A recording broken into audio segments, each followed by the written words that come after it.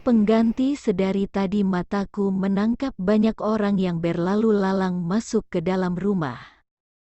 Orang-orang itu kemudian duduk di tempat yang sudah disediakan. Para tamu undangan itu kini sudah duduk dengan rapi untuk menjadi saksi di akad nikah kakakku, Belinda Krasnitika. Kebaya berwarna abu-abu muda dan kain songket yang membungkus sampai ke mata kaki membuatku kesulitan bergerak.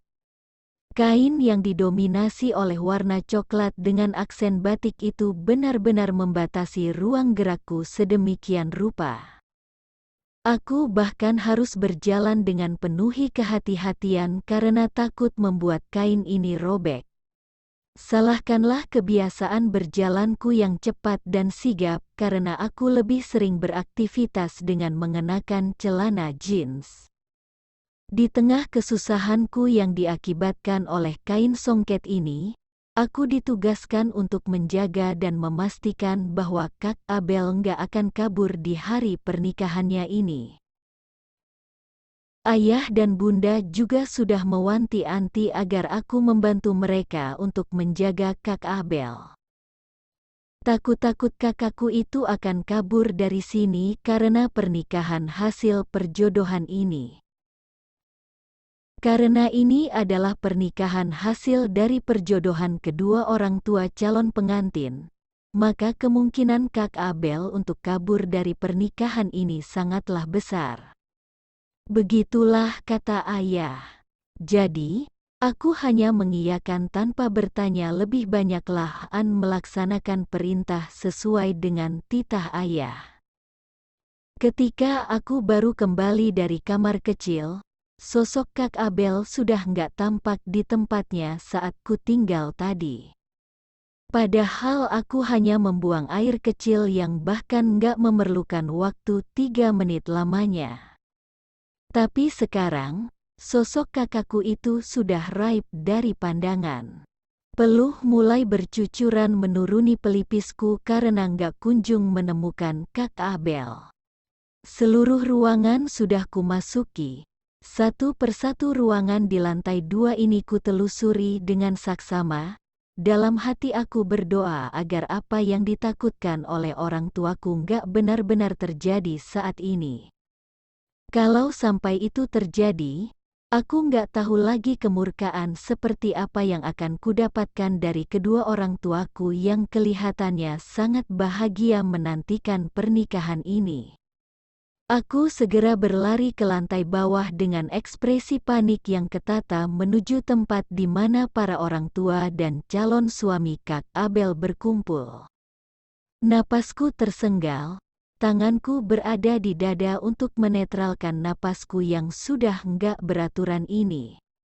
Para orang tua itu menatapku dengan pandangan bertanya-tanya, sedangkan Mas Nino, calon suami Kak Abel itu hanya memandangiku dengan ekspresi datarnya.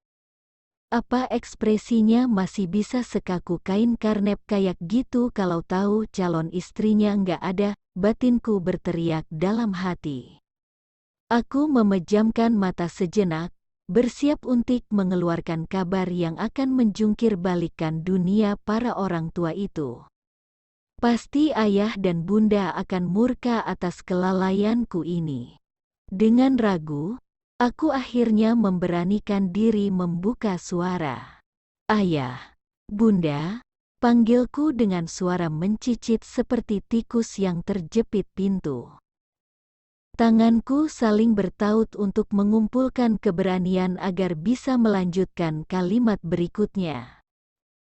"Kenapa kamu keluar? Belum ada aba-aba kan?" tanya ayah yang menambah ketakutan dalam diriku. Aku bahkan sampai menggigiti bibirku saking takutnya. Itu, aku tergagap, rasanya nggak sanggup lagi untuk melanjutkan kalimatku dengan benar. Aku ingin segera kabur saja dari sini kalau bisa. Masalahnya, hal itu nggak mungkin kulakukan. Kecuali kalau aku bersedia menanggung risiko namaku yang akan dicoret dari daftar kartu keluarga. "Kamu kenapa?" Tanya bunda yang kini membuka suara. Sampai banjir keringat begitu, lanjut beliau sambil meneliti penampilanku. Aku memejamkan mata untuk kedua kali lalu menghembuskan napas perlahan.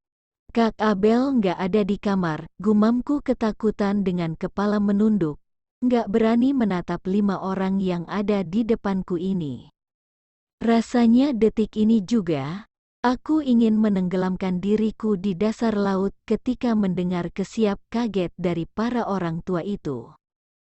Bahkan tempurung kepalaku rasanya seperti dilubangi karena tatapan ayah yang sungguh tajam mengarah padaku.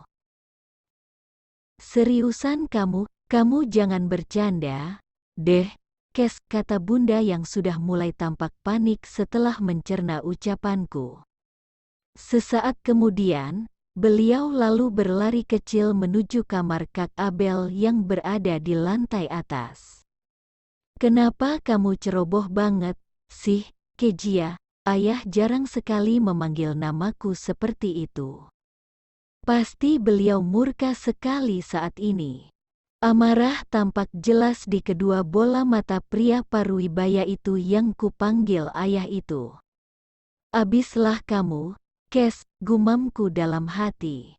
Lebih tepatnya mengutuki kelalaianku sendiri. Bunda turun seorang diri dari lantai atas tanpa adanya sosok Kak Abel yang terlihat. Ibunya Mas Nino kini terlihat cemas.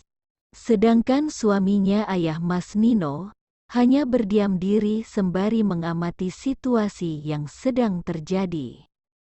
Mas Nino sendiri masih tetap menampilkan ekspresi yang sama datarnya dengan sebelumnya tanpa ada perubahan sedikit pun pada wajahnya. Entah pria itu terlalu minim emosi dan ekspresi, atau bahkan sebenarnya Mas Nino memang nggak menginginkan pernikahan ini terjadi. Mas Nino sendiri masih tetap menampilkan ekspresi yang sama datarnya dengan sebelumnya tanpa ada perubahan sedikit pun pada wajahnya. Entah pria itu terlalu minim emosi dan ekspresi, atau bahkan sebenarnya Mas Nino memang nggak menginginkan pernikahan ini terjadi. Bisa nggak sih? Mukanya jangan datar terus. Kira-kira kalau aku lempar kursi atau gelas ke mukanya, apa masih bisa sedatar itu? Batinku dalam hati pada diri sendiri. Gimana bisa kabur, sih? Desis ayah bertanya. Aku menggeleng, bagaimana aku bisa menjawab pertanyaan itu, sedangkan aku saja nggak ada di TKP saat Kak Abel kabur. Aku bahkan nggak tahu bagaimana caranya kakakku itu bisa kabur dari lantai atas tanpa menuruni tangga menuju lantai dasar rumah kami. Nggak mungkin Kak Abel terjun payung dari lantai 2, kan? Aku yakin, pasti ada seseorang yang membantu wanita itu untuk menyukseskan acara kaburnya ini. Jadi ini gimana sekarang? Tanya bunda yang kini sudah benar-benar panik. Terbukti dari kaki beliau yang sudah berjalan mondar-mandir seperti sebuah setrikaan. Aku diam menunduk tanpa mampu menatap pada salah satu di antara mereka. Ted Kejia ke kamar kecil sebentar. Waktu balik, Kak Abel udah nggak ada di sana, gumamku menjawab pertanyaan bunda. Tapi, sepertinya ini bukan sepenuhnya salahku juga. Kan, sebenarnya apa faedah dari perjodohan ini? Lagi pula, umur Kak Abel masih 23 tahun. Lalu, di mana letak kesalahannya sampai-sampai ia harus dijodohkan seperti di zaman Siti Nurbaya? Sepertinya 23 tahun belum bisa digolongkan sebagai perawan tua, kan? Nggak mungkin dibatalkan lagi. Semua tamu undangan udah sampai di sini dan udah duduk rapi di ruang tamu, kata ayah Mas Nino membuka suara. Mas Nino masih juga bungkam sedari tadi pria itu nggak sekalipun mengeluarkan suaranya. Aku kini ragu, Sebenarnya Mas Nino berniat serius menikahi Kak Abel atau... Jangan pria itu terlalu senang sampai-sampai nggak bisa bersuara karena calon pengantinnya kabur sehingga ia nggak harus menikah dengan terpaksa. Aku yakin, pasti kemungkinan kedualah merupakan jawaban yang paling masuk akal untuk saat ini. Buktinya nggak ada sedikit pun raut cemas atau panik yang ditunjukkan oleh pria itu sekarang. Nggak ada cara lain lagi, Elbu Mas Nino akhirnya kembali membuka suara setelah para tetua lainnya bungkam selama beberapa menit. Kezia aja yang menikah sama Nino.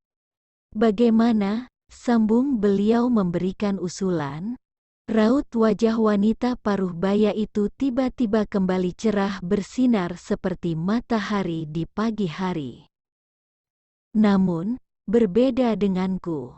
Kedua pupil mataku sorry tak terbelalak mendengar usalan beliau yang sangat gak masuk akal itu. Sumpah, kalimatnya tadi adalah hal terkonyol yang pernah ku dengar seumur hidup. Aku bahkan masih 18 tahun menuju 19 tahun. Bahkan ijazah SMA saja belum kudapatkan dan kini aku harus menikah dengan mantan calon suami kakakku sendiri. Tenggelamkan saja aku ke dalam laut untuk disantap oleh ikan hiu di sana. Takut-takutnya, kejiwaanku akan terganggu jika apa yang baru saja dikatakan oleh ibunya Mas Nino benar-benar terjadi. Enggak, jawabku dengan spontan.